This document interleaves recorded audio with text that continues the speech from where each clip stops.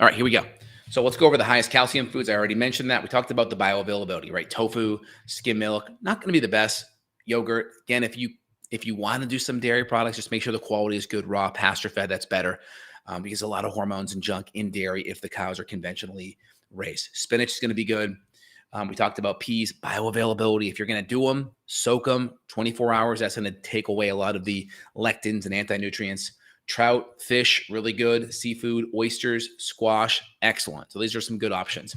Now let's go back and look at magnesium briefly here. Go to my food list, go over magnesium. Again, leafy greens, I think, so out of the gate, you're going to see leafy greens really high here.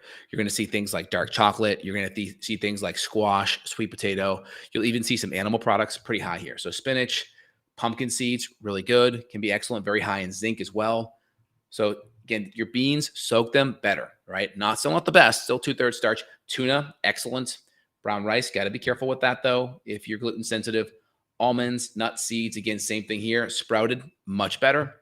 Then we go to dark chocolate, good quality, 85%, right? Cacao, most people don't do that. Most are doing a lot of sugar involved there. Avocados, really high in potassium too. Excellent in magnesium. This is a win-win. And then you can see bananas. Most people, when they think potassium, they think what? They think bananas, right? But then when you go look at avocado, it's about 50% more potassium and magnesium than bananas, which is pretty cool. And then you can go look at the next foods here real quick. Oh, so these are other fruits: dried figs, avocados, bananas, guava, kiwi. Just to give you an idea. All right, so now let's go look at potassium real fast. Potassium is really important. Those are the foods I think I mentioned earlier. Let's hit your potassium ones.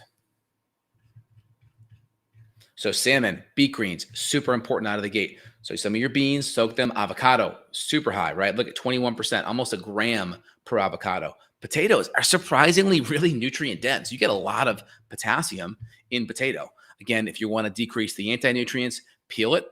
I cook mine in an Instapot. Just fill it up just a little bit, about that much with water, and then just 15 minutes on the high setting. Excellent mashed potatoes. Put some good ghee or high quality Kerrygold in there with some sea salt. You're ready to roll. You get some of the you get the potassium going. You got some of the sodium going there too. Squash is a double win, right? So there's a lot of nutrients. Squash can be very high in nutrients here. So some white button mushrooms, bananas, and you can see here, like bananas have about 50% less potassium than magnesium, even though potassium, the gold standard, you always think is a banana. Tomatoes, so that gives you a pretty good idea. If you look at see all 200 foods in potassium, you can kind of scroll down that way as well. So I hope that makes sense for you guys. Now, let's kind of connect it and make it a little bit more relevant clinically. So we have these different electrolytes. We have food sources. So it's always good to look at your food sources, good proteins, good fats. You can look at some of the vegetables, whether it's non-starchy carbs, whether it's starchy carbs. Starchy carbs can still be pretty good.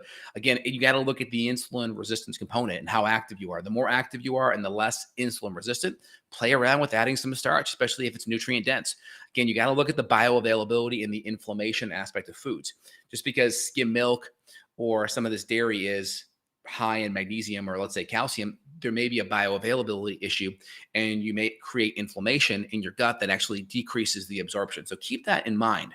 I always say inflammation reducing first, nutrient density second. So just keep that in mind. Now, supplement wise, potassium is a really hard one to get with food.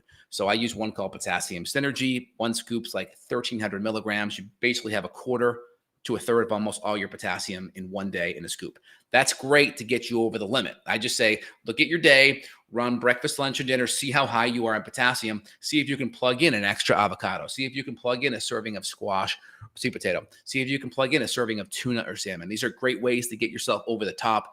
And then from there, you can say, okay, let me plug in maybe a little bit extra potassium or magnesium.